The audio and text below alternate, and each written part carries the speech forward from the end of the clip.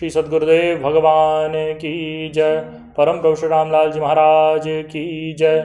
योगीराज अनंत स्वामी श्री चंद्रमोहन जी महाराज की जय। योगीराज श्री देवेंद्र जी ब्रह्मचारी की जय। श्री सदाशिव भगवान की जय। वृंदावन बिहारी लाल की जय। शंकर भगवान की जय। ओम श्री पुराण पुरुषोत्तमाय नमः। ओम श्री गणेशाय नमः। श्री शिव महापुराण रुद्र संहिता युद्धखंड। देवताओं और दानवों का युद्ध, शंखचूड़ के साथ वीरभद्र का संग्राम, पुनः उसके साथ भद्रकाली का युद्ध करना और आकाशवाणी सुनकर निवृत्त होना। शिवजी का शंखचूड़ के साथ युद्ध और आकाशवाणी सुनकर युद्ध से निवृत्त हो विष्णु को प्रेरित करना। विष्णु द्वारा शंखचूड़ के कवच और तुलसी के शील का अपहरण, फिर रुद्र के हाथों द्वारा त्रिशूल द्वारा शंखचूड़ का वध, शंख की उत्पत्ति का कथन। सनत कुमार जी कहते हैं, महर्षि, जब उस दूत ने शंखचूड़ के पास जाकर विस्तार पूर्वक शिवजी का यह वचन कह सुनाया तथा तत्वतः उनके यथार्थ निश्चय को भी प्रकट किया, तब उसे सुनकर प्रतापी दानवराज शंखचूड़ ने भी परम प्रसन्नता पूर्वक युद्ध को ही अंगीकार किया। फिर तो वह तुरंत ही मंत्रियों सहित रथ पर जा बैठा और उसने अपनी सेना को शंकर के साथ युद्ध करने के लिए आदेश दिया। इधर अखिलेश्वर शिवजी ने भी तत्काल ही अपनी सेना को तथा देवों को आगे बढ़ने की आज्ञा दी और स्वयं भी लीलावश युद्ध के लिए सन्नद्ध हो गए। फिर तो शीघ्र ही युद्ध आरंभ हो गया। उस समय नाना प्रकार के रणवाद्य बजने लगे। वीरों के शब्द और कोलाहल चारों ओर गूंज उठे। मुने, इस प्रकार देवताओं और दानवों का परस्पर युद्ध होने लगा। उस समय वे दोनों सेनाएं धर्मपूर्वक जूझने लगीं। स्वयं महेंद्र वृषपर्वा के साथ लड़ने लगे और विप्रचित्त के साथ सूर्य का धर्म युद्ध होने लगा। विष्णु दंभ के साथ भीषण संग्राम करने लगे। कालासुर से काल, गोकर्ण से अग्नि, कालकेय से कुबेर, मय से विश्वकर्मा, भयंकर से मृत्यु, संहार से यम, कालांबिक से वरुण, चंचल से वायु, घटपृष्ठ से बुद्ध, रक्ताक्ष से शनिश्चर, रत्नसार से जयंत, वर्चागणों से वसुगण, दोनों दीप्तिमानों से दोनों अश्विनी कुमार, धूम्र से नलकुबर, धुरंधर से धर्म, गणकाक्ष से मंगल, शोभाकर से वैश्वानर, पिपिट से मन्मथ, गोकामुख, चूर्ण, खड़ग, धूम्र, संहल, प्रतापी विश्व और पलाश नामक असुरों से 12 आदित्य धर्मपूर्वक लोहा लेने लगे।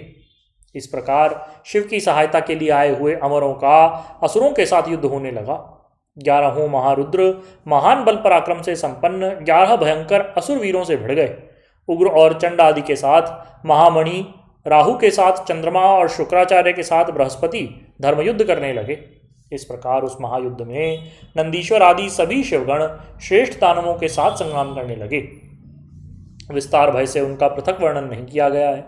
मुने, उस समय सारी सेनाएं निरंतर युद्ध में व्यस्त थी और शंभु काल्यसुत के साथ वटवृक्ष के नीचे विराजमान थे।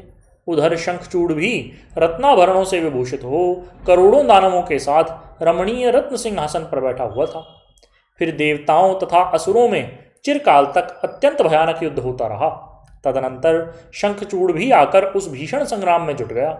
इसी बीच महाबली वीर वीरभद्र समर भूमि में बलशाली शंखचूड़ से जा भिड़े।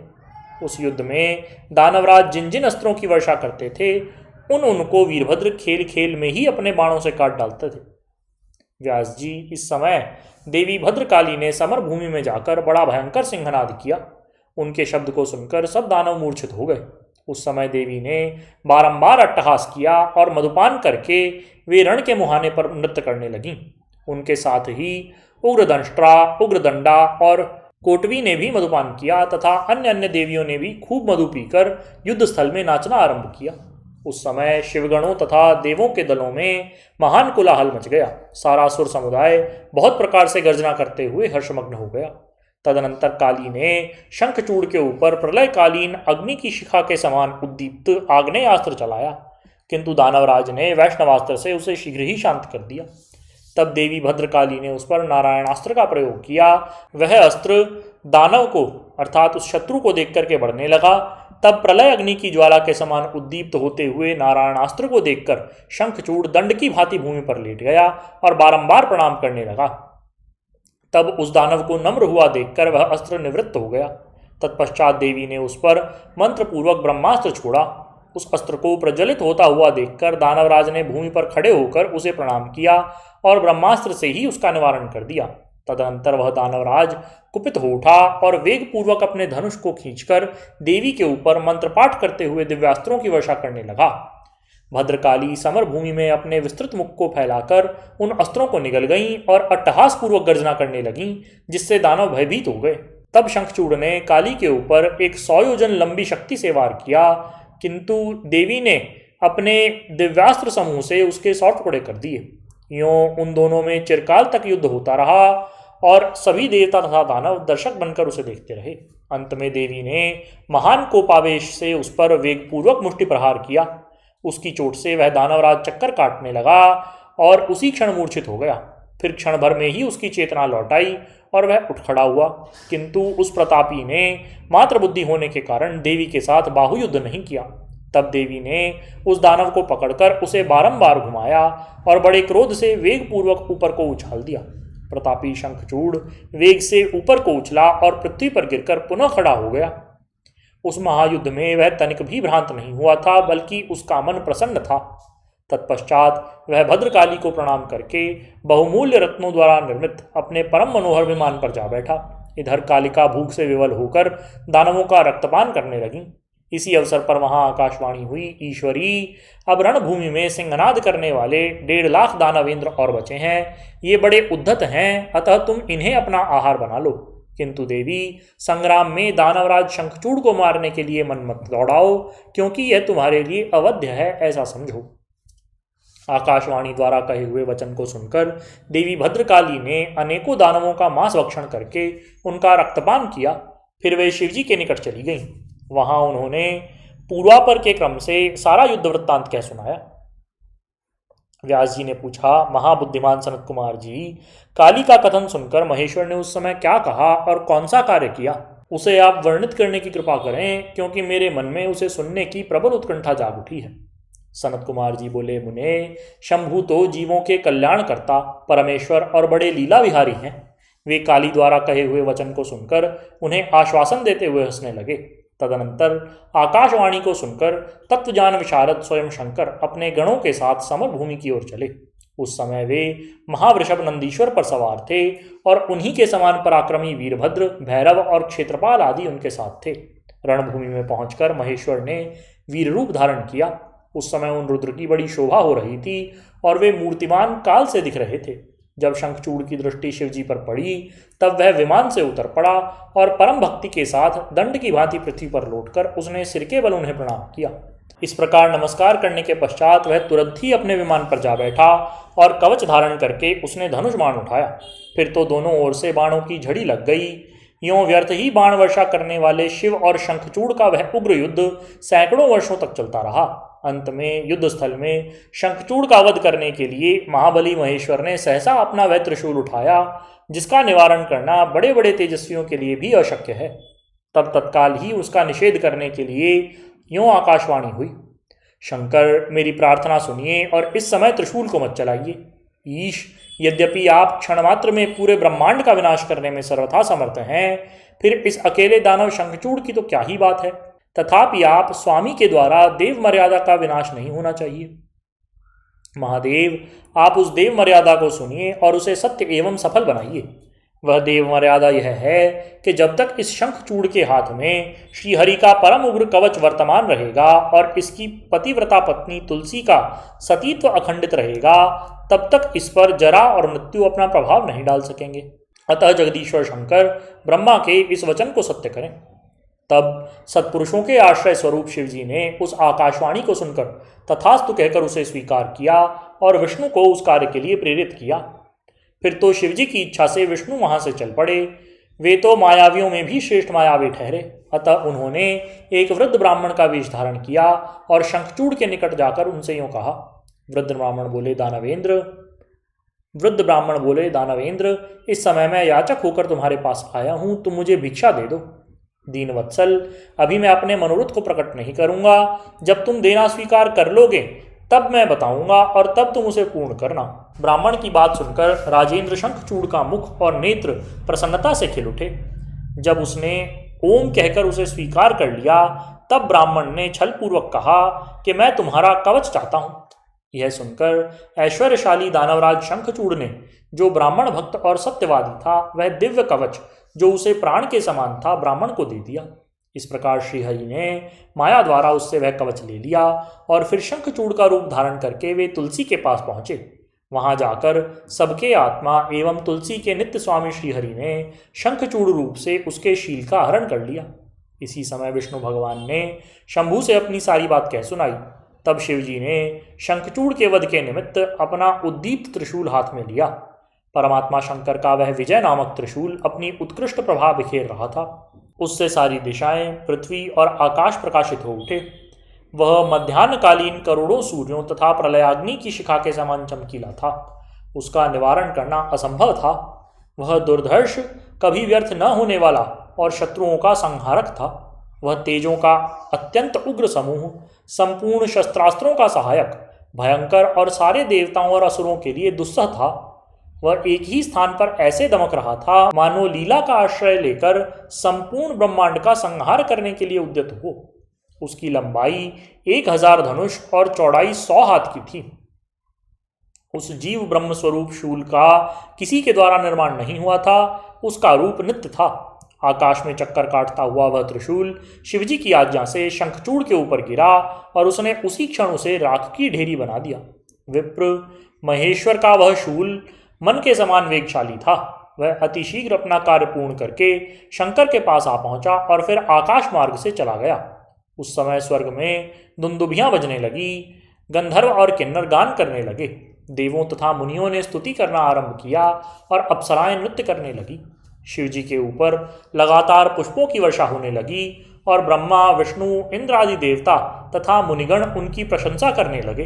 दानवराज शंखचूड़ भी शिवजी की कृपा से शाप मुक्त हो गया और उसे उसके पूर्व पद अर्थात श्री कृष्ण के पार्षद रूप की प्राप्ति हो गई। शंखचूड़ की हड्डियों से शंख जाति का प्रादुर्भाव हुआ। जिस शंख का जल शंकर के अतिरिक्त समस्त देवताओं के लिए प्रशस्त माना जाता है। महामुने श्रीहरि और लक्ष्मी को तथा उनके संबंधियों को भी शंख का जल विशेष रूप से अत्यंत प्रिय है, किंतु शिव के लिए नहीं। इस प्रकार शंखचूड़ को मारकर शंकर उमा, स्कंद और गणों के साथ प्रसन्नतापूर्वक नंदीश्वर पर सवार होकर शिवलोक को चले गए। भगवान विष्णु ने वैकुंठ के लिए प्रस्थान किया और देवगण परमानंद मग्न होकर अपने अपने लोक को चले गए। उस समय जगत में चारों ओर परम शांति छा गई। सबको निर्विघ्न रूप से सुख मिलने लगा। आकाश निर्मल हो गया और सारी पृथ्वी पर उत्तम उत्तम मंगल कार्य होने लगे। मुने, इस प्रकार मैंने तुम्हें महेश के जिस चरित्र का वर्णन किया है वह आनंददायक, सर्व दुखहारी, लक्ष्मीप्रद और संपूर्ण कामनाओं को पूर्ण करने वाला है। विष्णु द्वारा तुलसी के शीलहरण का वर्णन, कुपित हुई तुलसी द्वारा विष्णु को शाप, शंभु द्वारा तुलसी और शालग्राम शिला के महात्म्य का वर्णन। फिर व्यास जी के पूछने पर सनत कुमार जी ने कहा, महर्षि, रणभूमि में आकाशवाणी को सुनकर जब देवेश्वर शंभु ने श्रीहरि को प्रेरित किया तब वे तुरंत ही अपनी माया से ब्राह्मण का वेश धारण करके शंखचूड़ के पास पहुंचे और उन्होंने उससे परम उत्कृष्ट कवच मांग लिया। फिर शंखचूड़ का रूप बनाकर वे तुलसी के घर की ओर चले। वहां पहुंचकर उन्होंने तुलसी के महल के द्वार के निकट नगाड़ा बजाया और जय जयकार से सुंदरी तुलसी को अपने आगमन की सूचना दी। उसे सुनकर सती साध्वी तुलसी ने बड़े आदर के साथ झरोखे के रास्ते राजमार्ग की ओर झांका और अपने पति को आया हुआ जानकर वह परमानंद में निमग्न हो गई। उसने तत्काल ही ब्राह्मणों को धनदान करके उनसे मंगलाचार कराया और फिर अपना श्रृंगार किया। इधर देवताओं का कार्य सिद्ध करने के लिए माया से शंखचूड़ का रूप धारण करने वाले भगवान विष्णु रथ से उतरकर देवी तुलसी के भवन में गए। तुलसी ने पति रूप में आए हुए भगवान का पूजन किया, बहुत सी बातें की, तदनंतर उनके साथ रमण किया। तब उस साध्वी ने सुख, सामर्थ्य और आकर्षण में व्यतिक्रम देखकर सब पर विचार किया और संदेह उत्पन्न होने पर वह तू कौन है ऐसा डांटते हुए बोली। तुलसी ने कहा, दुष्ट, मुझे शीघ्र बतला कि माया द्वारा मेरा उपभोग करने वाला तू कौन है। तूने मेरा सतीत्व नष्ट कर दिया है, अतः मैं तुझे अभी शाप देती हूँ। सनत कुमार जी कहते हैं, ब्राह्मण, तुलसी का वचन सुनकर श्रीहरि ने लीला पूर्वक अपनी परम मनोहर मूर्ति धारण कर ली। तब उस रूप को देखकर तुलसी ने लक्षणों से पहचान लिया कि ये तो साक्षात विष्णु ही हैं, किंतु उसका पातिव्रत्य नष्ट हो चुका था, इसलिए वह कुपित होकर विष्णु से कहने लगी, तुलसी ने कहा, हे विष्णु, तुम्हारा मन पत्थर के सदृश कठोर है, तुम में दया का लेश मात्र भी नहीं। मेरे पति धर्म के भंग हो जाने से निश्चय ही मेरे स्वामी मारे गए। क्योंकि तुम पाषाण सदृश कठोर हो, दया रहित और दुष्ट हो, इसलिए अब तुम मेरे शाप से पाषाण स्वरूप ही हो जाओ। सनत कुमार जी कहते हैं, मुने, ऐसा कहकर शंखचूड़ की वह सती साध्वी पत्नी तुलसी फूट फूट कर रोने लगी और शोकार्त होकर बहुत तरह से विलाप करने लगी। इतने में वहां भक्तवत्सल भगवान शंकर प्रकट हुए और उन्होंने समझा करके कहा कि देवी, अब तुम दुख को दूर करने वाली मेरी बात सुनो और श्री हरि भी स्वस्थ मन से उसके श्रवण करें, क्योंकि तुम दोनों के लिए जो सुखकारक होगा मैं वही कहता हूं। भद्रे, तुमने जिस मनोरथ को लेकर तप किया था, यह उसी तपस्या का फल है। भला वह अन्यथा कैसे हो सकता है? इसलिए तुम्हें उसके अनुरूप ही फल प्राप्त हुआ है। अब तुम इस शरीर को त्याग कर दिव्य देह धारण कर लो और लक्ष्मी के समान होकर नित्य श्री हरि के साथ वैकुंठ में विहार करो। तुम्हारा यह शरीर, जिसे तुम छोड़ दोगी, नदी के रूप में परिवर्तित हो जाएगा। वह नदी भारतवर्ष में पुण्य रूपा गंडकी के नाम से प्रसिद्ध होगी। महादेवी, कुछ काल के पश्चात मेरे वर के प्रभाव से देव पूजन सामग्री में तुलसी का प्रधान स्थान हो जाएगा। सुंदरी, तुम स्वर्गलोक में, मृत्युलोक में तथा पाताल में सदा श्री हरि के निकट ही निवास करोगी और पुष्पों में श्रेष्ठ तुलसी का वृक्ष हो जाओगी। तुम वैकुंठ में दिव्य रूप धारणी वृक्षाधिष्ठात्री देवी बनकर सदा एकांत में श्री हरि के साथ क्रीड़ा करोगी। उधर भारतवर्ष में जो नदियों की अधिष्ठात्री देवी होगी, वह परम पुण्य प्रदान करने वाली होगी और श्रीहरि के अंशभूत लवण सागर की पत्नी बनेगी। तथा श्रीहरि भी तुम्हारे शापवश पत्थर का रूप धारण करके भारत में गंडकी नदी के जल के निकट निवास करेंगे। वहां तीखी दाढ़ों वाले करोड़ों भयंकर कीड़े उस पत्थर को काटकर उसके मध्य में चक्र का आकार बनाएंगे। उसके भेद से वह अत्यंत पुण्य प्रदान करने वाली शालग्राम शिला कहलाएगी और चक्र के भेद से उसका लक्ष्मी नारायण आदि भी नाम होगा। विष्णु की शालग्राम शिला और वृक्ष स्वरूपिणी तुलसी का समागम सदा अनुकूल तथा बहुत प्रकार के पुण्यों की वृद्धि करने वाला होगा। भद्रे, जो शालग्राम शिला के ऊपर से तुलसी पत्र को दूर करेगा, उसे जन्मांतर में स्त्री वियोग की प्राप्ति होगी। तथा जो शंख को दूर करके तुलसी पत्र को हटाएगा, वह भी भार्याहीन होगा और 7 जन्मों तक रोगी बना रहेगा।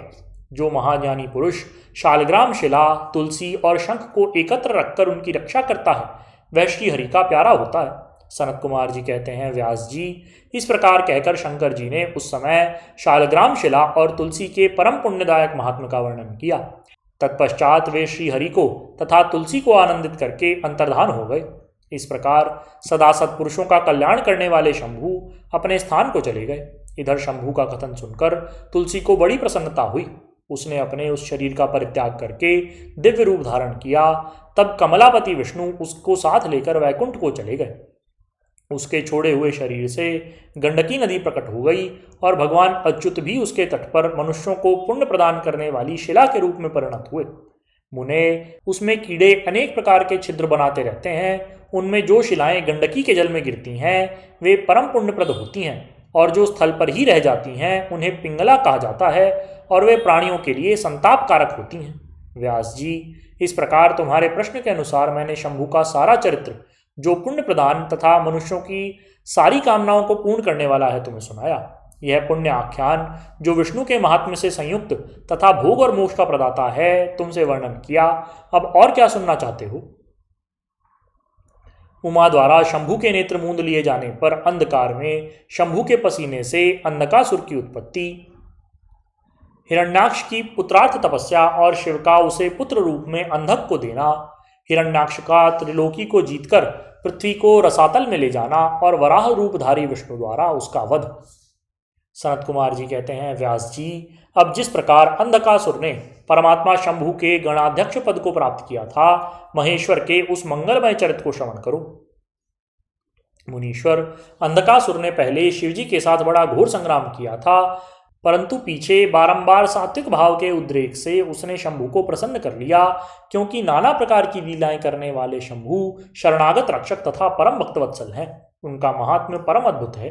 व्यास जी ने पूछा, ऐश्वर्यशाली मुनिवर, वह अंधक कौन था और भूतल पर किस वीरवान के कुल में उत्पन्न हुआ था? दैत्यों में प्रधान तथा महामनस्वी उस बलवान अंधक का स्वरूप कैसा था और वह किसका पुत्र था? उसने परम तेजस्वी शंभु की गणाध्यक्षता को कैसे प्राप्त किया? यदि अंधक गणेश्वर हो गया तब तो वह परम धन्यवाद का पात्र है। सनत कुमार जी ने कहा, मुने, पूर्व काल की बात है, एक समय भक्तों पर कृपा करने वाले तथा देवताओं के चक्रवर्ती सम्राट भगवान शंकर को विहार करने की इच्छा हुई। तब वे पार्वती और गणों को साथ लेकर अपने निवास भूत कैलाश पर्वत से चलकर काशीपुरी में आए। वहां उन्होंने उस पुरी को अपनी राजधानी बनाया और भैरव नामक वीर को उसका रक्षक नियुक्त किया। फिर पार्वती जी के साथ रहते हुए वे भक्तजनों को सुख देने वाली अनेक प्रकार की लीलाएं करने लगे। एक समय वे उसके वरदान के प्रभाववश अनेकों वीराग्रगण्य गणेश्वरों और शिवा के साथ मंदराचल पर गए और वहां भी तरह तरह की क्रीड़ाएं करने लगे। एक दिन जब प्रचंड पराक्रमी कपर्दी शिव मंदराचल की पूर्व दिशा में बैठे थे, उसी समय गिरिजा ने नम्र क्रीड़ावश उनके नेत्र बंद कर दिए। इस प्रकार जब पार्वती ने मूंगे, स्वर्ण और कमल की प्रभा वाले अपने कर कमलों से हर के नेत्र बंद कर दिए, तब उनके नेत्रों के मुंद जाने के कारण वहां क्षण भर में ही घोर अंधकार फैल गया। पार्वती के हाथों का महेश्वर के शरीर से स्पर्श होने के कारण शंभू के ललाट में स्थित अग्नि से संतप्त होकर मदजल प्रकट हो गया और जल की बहुत सी बूंदें टपक पड़ी। तदनंतर उन बूंदों ने एक गर्भ का रूप धारण कर लिया। उससे एक ऐसा जीव प्रकट हुआ जिसका मुख बड़ा विकराल था। वह अत्यंत भयंकर, क्रोधी, कृतघ्न, अंधा, कुरूप, जटाधारी, काले रंग का, मनुष्य से भिन्न, बेडौल और सुंदर बालों वाला था। उसके कंठ से घोर घर घर शब्द निकल रहा था। वह कभी गाता, कभी हंसता और कभी रोने लगता तथा जबड़ों को चाटते हुए नाच रहा था। उस अद्भुत दृश्य वाले जीव के प्रकट होने पर शिवजी मुस्कुराकर पार्वती जी से बोले। श्री महेश्वर ने कहा, प्रिय, मेरे नेत्रों को मूंदकर तुमने ही यह कर्म किया है, फिर तुम उससे भय क्यों करती हो? शंकर जी के ऐसे वचन सुनकर गौरी हंस पड़ी और उनके नेत्रों पर से उन्होंने अपने हाथ को हटा लिया। फिर तो वहां प्रकाश छा गया, परंतु उस प्राणी का रूप भयंकर ही बना रहा और अंधकार से उत्पन्न होने के कारण उसके नेत्र भी अंधे थे। तब वैसे प्राणी को प्रकट हुआ देखकर गौरी ने महेश्वर से पूछा। गौरी ने कहा, भगवान, मुझे यह सत्य सत्य बतलाइए कि हम लोगों के सामने प्रकट हुआ यह बेडौल प्राणी कौन है? यह तो अत्यंत भयंकर है। किस निमित्त को लेकर किसने इसकी सृष्टि की है और यह किसका पुत्र है? सनत कुमार जी कहते हैं, महर्षि, जब लीला रचने वाली तथा तीनों लोकों की जननी गौरी ने सृष्टिकर्ता की उस अंधी सृष्टि के विषय में यूं प्रश्न किया, तब लीला विहारी भगवान शंकर अपनी प्रिया के उस वचन को सुनकर थोड़ा मुस्कुराए और इस प्रकार बोले। महेश्वर ने कहा, अद्भुत चरित्र रचने वाली अंबिके, सुनो, जब तुमने मेरे नेत्र मूंद लिए थे, उसी समय यह अद्भुत और प्रचंड पराक्रमी प्राणी मेरे पसीने से प्रकट हुआ, जिसका नाम अंधक है। तुम ही इसको उत्पन्न करने वाली हो, अतः सखियों सहित तुम्हें करुणापूर्वक इसकी गणों से यथा योग्य रक्षा करते रहना चाहिए। आर्ये, इस प्रकार बुद्धिपूर्वक विचार करके ही तुम्हें सब कार्य करना चाहिए। सनत कुमार जी कहते हैं, मुने, अपने स्वामी के ऐसे वचन सुनकर गौरी का हृदय करुणार्द्र हो गया। वे अपनी सखियों सहित अंधक की अपने पुत्र की भांति नाना प्रकार के उपायों द्वारा रक्षा करने लगीं। तदनंतर शिशिर ऋतु आने पर दैत्य हिरणाक्ष पुत्र की कामना से उसी वन में आया, क्योंकि उसकी पत्नी ने उसके ज्येष्ठ बंधु की संतान परंपरा को देखकर उसे संतानार्थ तपश्चर्या के लिए प्रेरित किया था। वहां वह कश्यप नंदन हिरण्याक्ष वन का आश्रय लेकर पुत्र प्राप्ति के लिए घोर तप करने लगा। उसके मन में महेश्वर के दर्शन की इच्छा थी, अतः वह क्रोध आदि दोषों को अपने काबू में करके ठूंठ की भांति निश्चल होकर समाधिस्थ हो गया। द्विजेंद्र, तब जिसकी ध्वजा में वृषभ का चिन्ह वर्तमान है तथा जो पिनाक को धारण करने वाले हैं, वह महेश्वर उसकी तपस्या से पूर्णतया प्रसन्न होकर उसे वर प्रदान करने के लिए चले और उस स्थान पर पहुंचकर दैत्य प्रवर हिरण्याक्ष से बोले। महेश ने कहा, दैत्यनाथ, अब तू अपनी इंद्रियों का विनाश मत कर। किस लिए तूने इस व्रत का आश्रय लिया है? तू अपना मनोरथ प्रकट कर। मैं वरदाता शंकर हूँ, अतः तेरी जो अभिलाषा होगी वह सब कुछ तुझे प्रदान करूंगा। सनत कुमार जी कहते हैं, महर्षि, महेश्वर के उस सरस वचन को सुनकर दैत्यराज हिरण्याक्ष परम प्रसन्न हुआ। उसने गिरीश के चरणों में नमस्कार करके अनेक प्रकार से उनकी स्तुति की। फिर वह अंजलि बांधे सिर झुकाकर कहने लगा। हिरण्याक्ष ने कहा, चंद्रभाल, मेरे उत्तम पराक्रम संपन्न तथा दैत्य कुल के अनुरूप कोई पुत्र नहीं है, इसलिए मैंने इस व्रत का अनुष्ठान किया है। देवेश, मुझे परम बलशाली पुत्र दीजिए। सनत कुमार जी कहते हैं, मुने, दैत्यराज के उस वचन को सुनकर कृपालु शंकर प्रसन्न हो गए और उससे बोले, दैत्याधिप, तेरे भाग्य में तेरे वीर से उत्पन्न होने वाला पुत्र तो नहीं लिखा है, किंतु मैं तुझे एक पुत्र देता हूँ। मेरा यह पुत्र है जिसका नाम अंधक है। यह तेरे ही समान पराक्रमी और अजेय है। तू संपूर्ण दुखों को त्याग कर उसी को पुत्र रूप से वर्ण कर ले और इस प्रकार पुत्र प्राप्त कर ले। सनत कुमार जी कहते हैं, महर्षि, उससे इस प्रकार कहकर गौरी के साथ विराजमान उन महात्मा भूतनाथ त्रिपुरारी शंकर ने प्रसन्न होकर हिरण्याक्ष को वह पुत्र दिया। इस प्रकार शिवजी से वह पुत्र प्राप्त करके वह महामनस्वी दैत्य परम प्रसन्न हुआ। उसने अनेकों स्तोत्रों द्वारा रुद्र की पूजा करके प्रदक्षिणा की और फिर वह अपने राज्य को चला गया। गिरीश से पुत्र प्राप्त कर लेने के बाद वह प्रचंड पराक्रमी दैत्य संपूर्ण देवताओं को जीतकर इस पृथ्वी को अपने देश रसातल में उठा ले गया। तब देवताओं, मुनियों और सिद्धों ने अनंत पराक्रमी विष्णु की आराधना की। फिर तो भगवान विष्णु सर्वात्मक यज्ञमय विकराल वाराह शरीर धारण करके थूथुन के अनेकों प्रहारों से पृथ्वी को विदीर्ण करके पाताल लोक में जा घुसे। वहां उन्होंने कभी न टूटने वाले अपनी अगली दाढ़ों से तथा थूथुन से सैकड़ों दैत्यों का कचूमर निकालकर अपने वज्र सदृश कठोर पाद प्रहारों से निशाचरों की सेना को मथ डाला। तत्पश्चात अद्भुत एवं प्रचंड तेजस्वी विष्णु ने करोड़ों सूर्यों के समान प्रकाशमान सुदर्शन चक्र से हिरण्याक्ष के प्रज्वलित सिर को काट लिया और दुष्ट दैत्यों को जलाकर भस्म कर दिया। यह देखकर देवराज इंद्र को बड़ी प्रसन्नता हुई। उन्होंने उस असुर राज्य पर अंधक को अभिषिक्त कर दिया।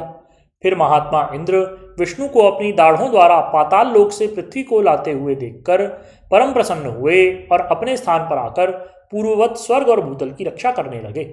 इधर वाराह रूप धारण करके उत्तम कार्य करने वाले उग्र रूपधारी श्रीहरि प्रसन्न चित्त हुए समस्त देवों, मुनियों और पद्मयोनि ब्रह्मा द्वारा प्रशंसित होकर अपने लोक को चले गए। इस प्रकार वाराह रूपधारी विष्णु द्वारा असुरराज हिरण्याक्ष के मारे जाने पर समस्त देव, मुनि और अन्य अन्य सभी जीव सुखी हो गए। शेषकल। बोलिए श्री सद्गुरुदेव भगवान की जय। परम प्रभु श्री रामलाल जी महाराज की जय। योगिराज अनंत स्वामी श्री चंद्र मोहन जी महाराज की जय। योगिराज श्री देवेंद्र जी ब्रह्मचारी की जय। श्री सदाशिव भगवान की जय। वृंदावन बिहारी लाल की जय। शंकर भगवान की जय। हर हर महादेव।